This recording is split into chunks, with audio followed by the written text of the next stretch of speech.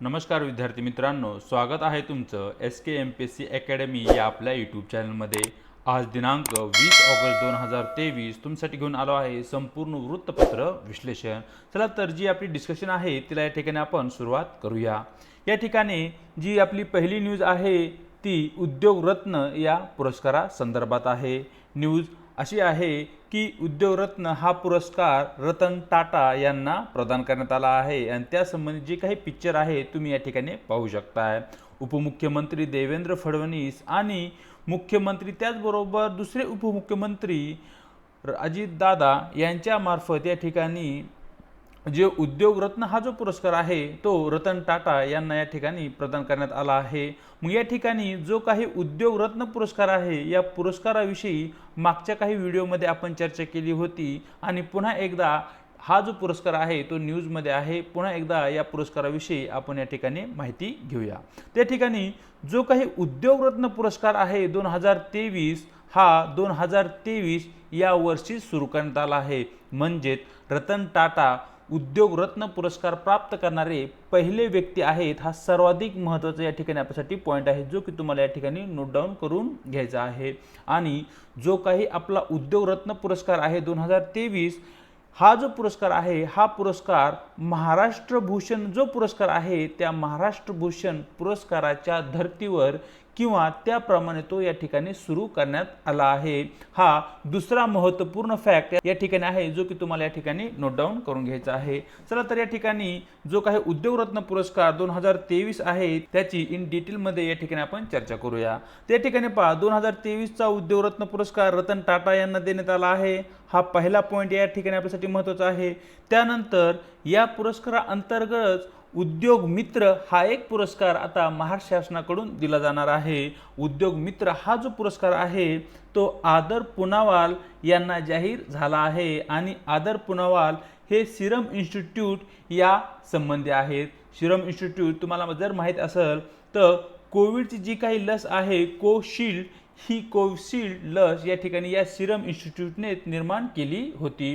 महिला उद्योजक म्हणून या ठिकाणी गौरी किर्लोस्कर ज्या की किर्लोस्कर उद्योग समूहाच्या संचालिका आहेत यांना प्रदान करण्यात आला आहे। आणि मराठी उद्योजक म्हणून विलास शिंदे यांना हा या ठिकाणी पुरस्कार देण्यात आला आहे जे की फार्म प्रोड्युसर नाशिक या उद्योग समूहाचे ते मालक आहे। तर अशा प्रकारे या ठिकाणी सर्वाधिक महत्त्वाचा जो पॉइंट या ठिकाणी आपल्यासाठी बनतो तर सर्वप्रथम किंवा पहिला उद्योग रत्न पुरस्कार कोणाला देण्यात आला तर तुम्हाला हा पॉइंट या ठिकाणी नोट डाऊन करून घ्यायचा आहे तो म्हणजे रतन टाटा। आणि दुसरा पॉइंट उद्योग रत्न पुरस्कार कोणत्या पुरस्काराच्या धर्तीवर सुरू करण्यात आला तर महाराष्ट्र भूषण या दोन पॉइंटवर आयोगाकडून सर्वाधिक फोकस केलं जाऊ शकतं आणि या दोन पॉइंटचा आधार घेऊन या ठिकाणी क्वेश्चन फ्रेम केला जाऊ शकतो। तर या ठिकाणी जो उद्योग रत्न पुरस्कार आहे तो पुरस्कार या ठिकाणी आपल्यासाठी या वर्षीचे जे काही एग्जाम्स आहेत त्यासाठी महत्त्वाचा आहे। चलूया पुढच्या न्यूजकडे। पुढच्या ज्या काही न्यूज आहेत त्या क्लिपच्या माध्यमातून आपण पाहणार आहोत। पहिली न्यूज आहे कांदा निर्यात शुल्क 40%। तर या ठिकाणी पहा जे काही केंद्र सरकार आहे केंद्र सरकारने जी काही आपल्या देशातून जी काही कांद्याची निर्यात होते त्या निर्यातीवर 40% शुल्क या ठिकाणी आकारले आहे। याचा परिणाम काय होईल जो काही आपल्या देशातील जो काही कांदा आहे तो विदेशामध्ये महाग होईल। परिणामी भारतीय कांदा त्या ठिकाणी खरेदी केला जाणार नाही। याचाच परिणाम म्हणजे आपल्या देशातून होणारी जी काही कांद्याची निर्यात आहे ती कांद्याची निर्यात कमी होईल। मग या ठिकाणी सरकारने अशा प्रकारचा निर्णय का घेतला तर केंद्र सरकारला अशी भीती आहे की येणाऱ्या कालावधीमध्ये जसे की टोमॅटो असेल आणि इतर ज्या काही पालेभाज्या होत्या ज्यांचे भाव अलीकडच्या काळामध्ये खूप मोठ्या प्रमाणावर वाढले होते। जर कांद्याचाही येणाऱ्या काळामध्ये जर देशामध्ये तुटवडा निर्माण झाला आणि पुरेशा प्रमाणात जर बाजारपेठेमध्ये पुरवठा होऊ शकला नाही तर या ठिकाणी कांद्याचे भावही कडाडू शकतात। याचा फटका अर्थातच सरकारला येणाऱ्या निवडणुकांमध्ये बसू शकतो। मग यालाच गृहीत धरून किंवा हा जो पॉइंट आहे तो लक्षात घेऊन केंद्र सरकारने या ठिकाणी जी काही कांदा निर्यात आहे त्या कांदा निर्यातीवर 40% शुल्क या ठिकाणी आकारलेले आहे। दुसरी न्यूज या ठिकाणी पावसाचे पुनरागमन अशा प्रकारची ती न्यूज आहे। मागच्या काही दिवसापासून महाराष्ट्रामध्ये पावसाचे जे काही प्रमाण आहे ते खूपच कमी झाले होते. परिणामी शेतातील जी काही पिके आहेत ती पिके या ठिकाणी धोक्यामध्ये आली होती. परंतु आता मागच्या 2 दिवसापासून जो काही पाऊस आहे त्याचे या ठिकाणी पुनरागमन झाले आहे, अशा प्रकारची ती न्यूज आहे. चलूया पुढे. पुढची जी न्यूज आहे ती आपण उडान या योजनेसंदर्भात आहे. त्या ठिकाणी न्यूज अशी आहे, उडान योजना 93% मार्गावर अयशस्वी, अशा प्रकारचा एक आरोप या ठिकाणी काँग्रेस पक्ष अध्यक्ष मल्लिकार्जुन खरगे यांनी केला आहे. तर या ठिकाणी जो काही आरोप आहे त्या आरोपाशी आपल्याला काही घेणं देणं नाहीये, परंतु या ठिकाणी जी उडान योजना आहे ती उडान योजना नेमकी काय हे स्पर्धा परीक्षा करणाऱ्या विद्यार्थ्यांच्या दृष्टिकोनातून अतिशय महत्त्वाची ती एक योजना आहे. तर या ठिकाणी आपण जी काही उडान योजना आहे त्या उडान योजनेला या ठिकाणी समजून घेणार आहोत. या ठिकाणी जी काही उडान योजना आहे तिचा जर फुल फॉर्म या ठिकाणी आपण पाहितला तो असा आहे, उडे देश का आम नागरिक. म्हणजे या देशातील जो काही सामान्य व्यक्ती आहे त्यानेही विमानाने प्रवास करावा यासाठी या ठिकाणी उडान म्हणजे एक झेप घेण्यासाठी ही स्कीम आहे, असे या ठिकाणी या उडान योजनेचा फुल फॉर्म आपण पाहू शकतो. जी काही उडान योजना आहे ती राष्ट्रीय नागरी उड्डाण धोरणचा एक भाग आहे. नॅशनल सिव्हिल एव्हिएशन जी काही पॉलिसी आहे त्या पॉलिसीचा ते एक भाग आहे. हा पॉईंट या ठिकाणी आपल्यासाठी महत्त्वाचा आहे, जो की तुम्हाला या ठिकाणी नोट डाऊन करून घ्यायचा आहे.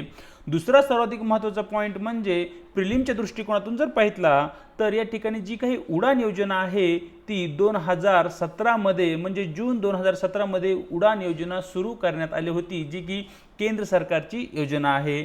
या ठिकाणी उडान योजनेसाठी आवश्यक असणारा जो काही निधी आहे त्या निधीची तरतूद भारत सरकार त्याचप्रमाणे राज्य सरकार संयुक्तपणे या ठिकाणी करणार आहे.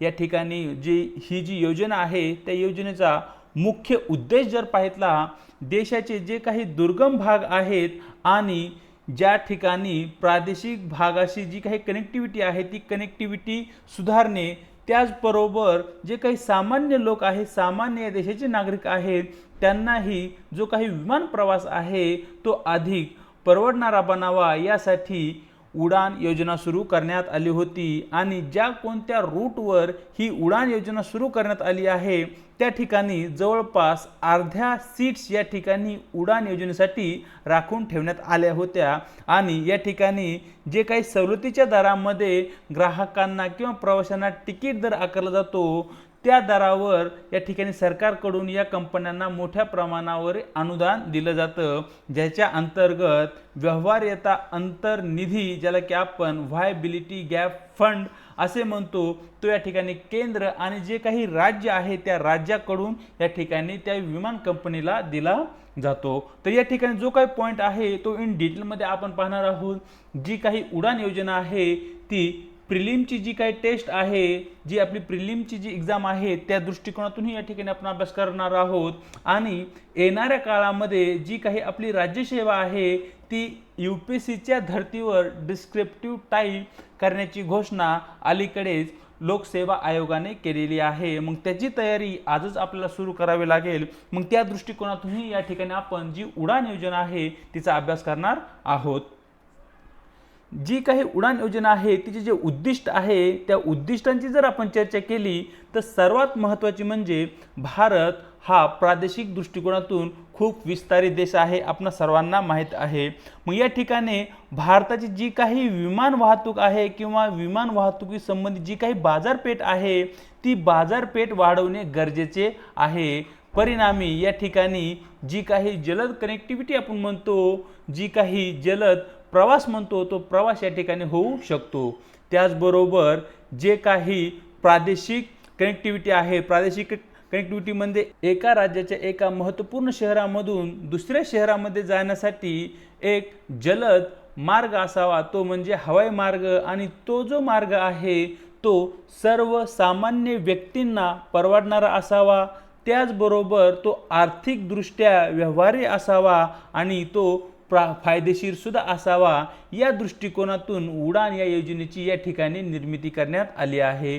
म्हणजे या ठिकाणी जी की लहान शहरे आहेत त्या लहान शहरांना मोठ्या शहरांसोबत जोडले जाईल, त्याचबरोबर दोन लहान शहरांनाही या ठिकाणी या उडान स्कीमच्या माध्यमातून विमान मार्गाने या ठिकाणी जोडले जाणार आहे। हे महत्त्वपूर्ण उद्दिष्ट या ठिकाणी उडान या योजनेचे असलेले दिसते।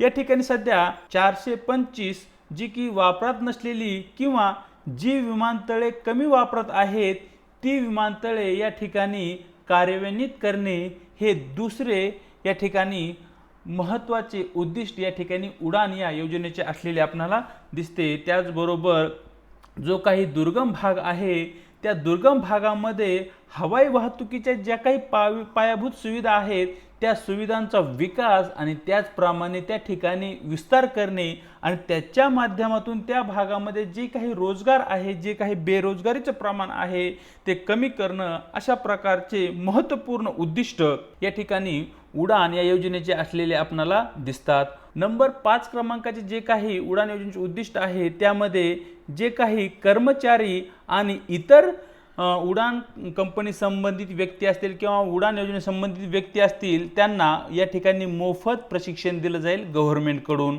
ज्यामुळे लोकांना या ठिकाणी जे काही काम आहे ते काम करण्यास एक प्रकारचे प्रोत्साहन मिळेल आणि भविष्यामधील जे काही बेरोजगारी आहे ती बेरोजगारीचा जो काही दर आहे तो कमी होईल, परिणामी लोकांना एक उत्पन्नाचे या ठिकाणी साधन निर्माण होईल।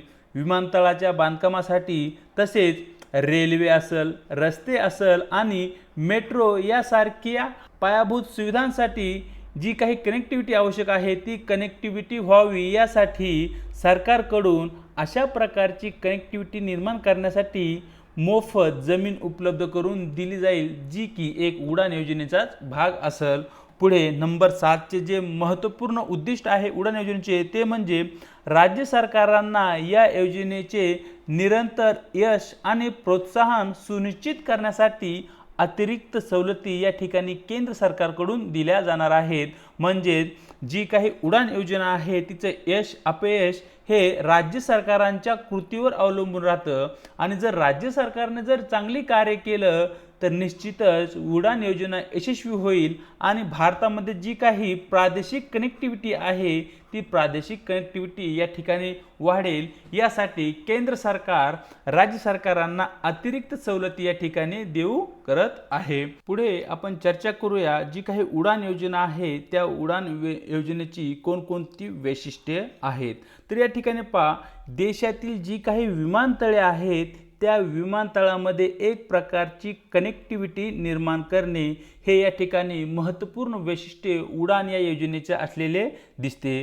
त्याचबरोबर सध्या कार्यरत असणाऱ्या ज्या काही हवाई पट्ट्या आहेत आणि जे काही विमानतळे आहेत त्या विमानतळांचे पुनर्जीवन करणे असे महत्त्वपूर्ण वैशिष्ट्य या ठिकाणी उडान या योजनेचे असलेले दिसते।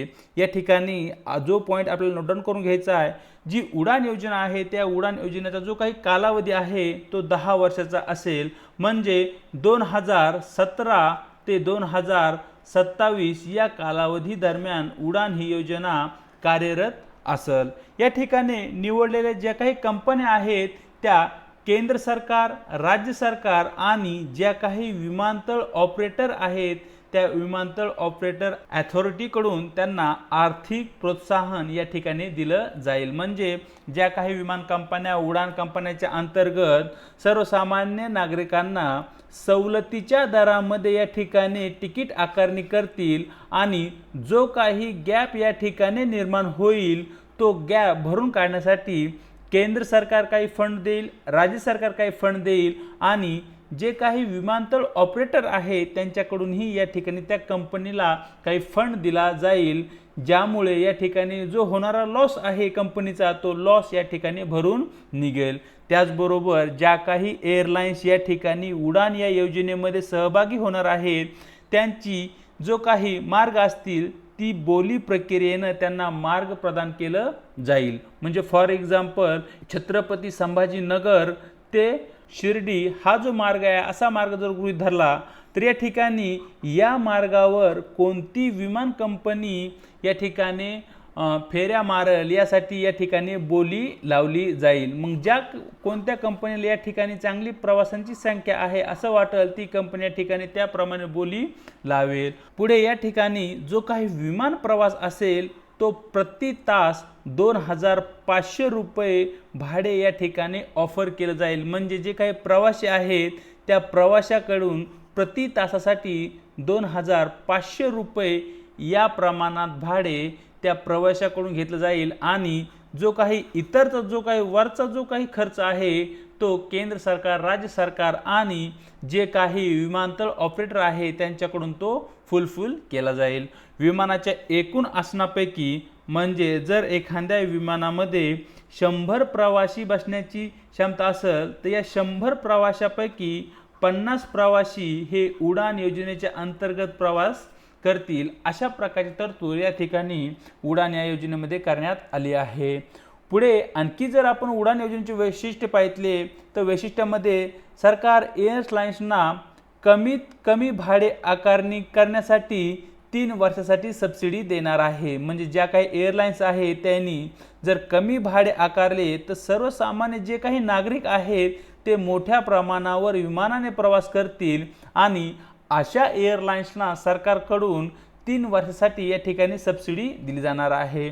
जे पहिले 3 वर्ष आहेत त्या पहिल्या 3 वर्षात सरकार 50 विमानतळांच्या पुनर्जीवनासाठी 4500 कोटी रुपये या ठिकाणी सरकारने तरतुदी केलेली आहे आणि ज्या काही या योजनेमध्ये सहभागी होणाऱ्या एअरलाइन्स असतील त्यांची जी काही निवड आहे ती निवड स्पर्धात्मक बोली प्रक्रियेचा वापर करून केली जाईल। हा पॉइंट या ठिकाणी आपल्यासाठी महत्त्वाचा आहे जो की तुम्हाला नोट डाऊन करून घ्यायचा आहे। ही जी योजना आहे ती ग्राहक किंमत निर्देशांकाच्या अनुषंगाने तिमाहीत अद्ययावत करण्याचा निर्णय घेण्यात आला आहे। म्हणजे ज्या प्रकारे आपला कंझ्युमर प्राइस इंडेक्स हा प्रत्येक 3 महिन्यांनी अद्ययावत केला जातो किंवा अपडेट केला जातो अगदी त्याचप्रमाणे या संबंधी जे काही भाडे असेल किंवा जो काही तिकिटाचा दर असेल तोही या ठिकाणी प्रत्येक 3 महिन्यांनी अपडेट केला जाईल। ज्या विमान वाहतूक कंपन्या उडान या योजनेच्या अंतर्गत कार्य करत असतील त्या कंपन्यांसाठी। त्याचप्रमाणे या ठिकाणी जी काही मालवाहू उडाने आहेत तेही या योजनेप्रमाणे सेवा पुरवू शकतील, परंतु त्यांना आवश्यक असणारा जो काही व्हायबिलिटी गॅप फंडिंग जो काही प्रोग्राम आहे त्याच्या अंतर्गत त्यांना सेवा पुरवल्या जाणार नाहीत। तर या ठिकाणी व्हायबिलिटी गॅप फंडिंग जो आहे तो या ठिकाणी आपण समजून घेऊया। For example A to B या 2 ठिकाणादरम्यान प्रवास करण्यासाठी जी काही विमान वाहतूक कंपनी आहे तिला बाजारभावानुसार या ठिकाणी 3000 रुपये प्रति प्रवासी खर्च येतो। मग या ठिकाणी जी काही वाहतूक होते ती 1 तासामध्ये पूर्ण होते असं या ठिकाणी आपण गृहीत धरूया।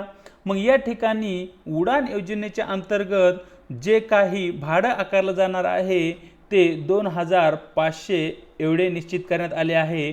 म्हणजे या ठिकाणी 500 रुपये विमान कंपनीचा या ठिकाणी घाटा होत आहे।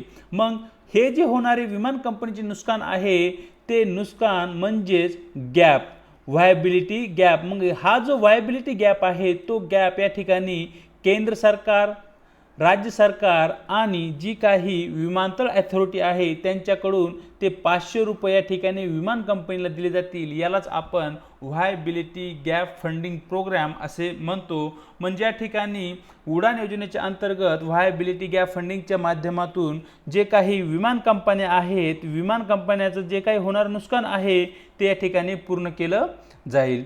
पुढे या ठिकाणी आपण चर्चा करणार आहोत जी काही उडान योजना आहे त्या उडान योजनेचे महत्त्वपूर्ण घटक कोणते आहेत।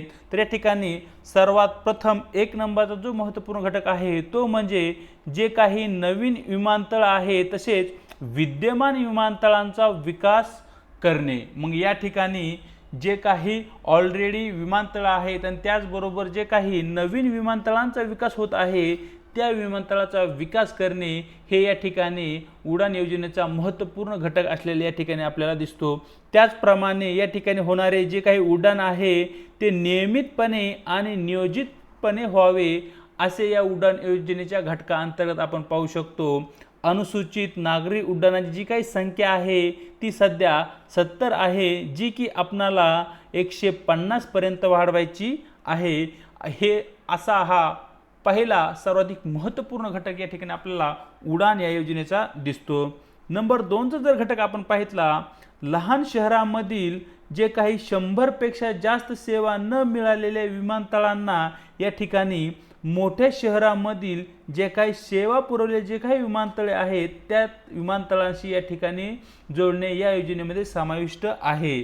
म्हणजे जे काही लहान शहर आहेत त्या लहान शहरांना मोठ्या शहरांसोबत जोडण्याचं एक महत्त्वपूर्ण कार्य या ठिकाणी उडान या योजनेच्या अंतर्गत करण्यात येणार आहे।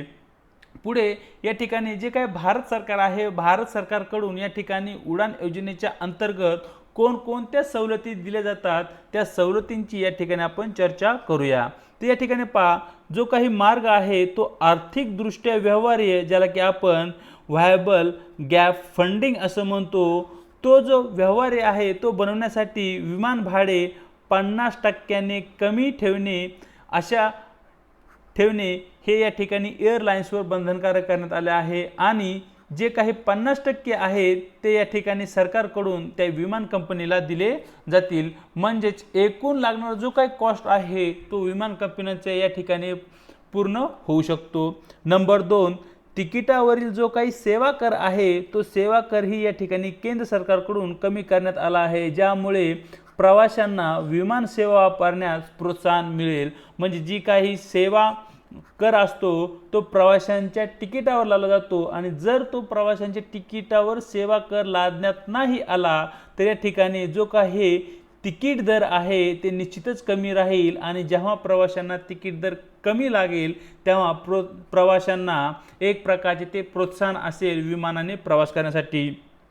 सामान्य लोकांमध्ये या योजनेचा प्रचार करण्यासाठी आणि जे काही छोटे शहर आहे छोट्या शहरांना मोठ्या शहरांशी प्रभावीपणे जोडण्यासाठी जी काही GST आहे, ज्याला पूर्वी आपण व्हॅट, ज्याला की व्हॅल्यू ॲडेड टॅक्स असे म्हणायचो, तो जो व्हॅट आहे तो पुढच्या येणाऱ्या 10 वर्षासाठी केवळ 1% किंवा 1% तो आकारला जाईल। विविध ज्या वस्तू आहेत त्या वस्तूवर आपण जो GST आहे तो 18%, 12%, 5% या दरामध्ये आकारला जातो। परंतु या ठिकाणी उडान योजनेच्या अंतर्गत जे काही छोटे शहर आहेत छोट्या शहरांना मोठ्या शहरांशी जोडण्यासाठी आवश्यक असणारा जो काही तिकिटावरील सेवा कर आहे तो या ठिकाणी कमी करण्यात येईल। त्याचप्रमाणे जे GSTचे प्रमाण आहे पुढच्या 10 वर्षासाठी केवळ 1% असेल असे या योजनेमध्ये सांगण्यात आले आहे।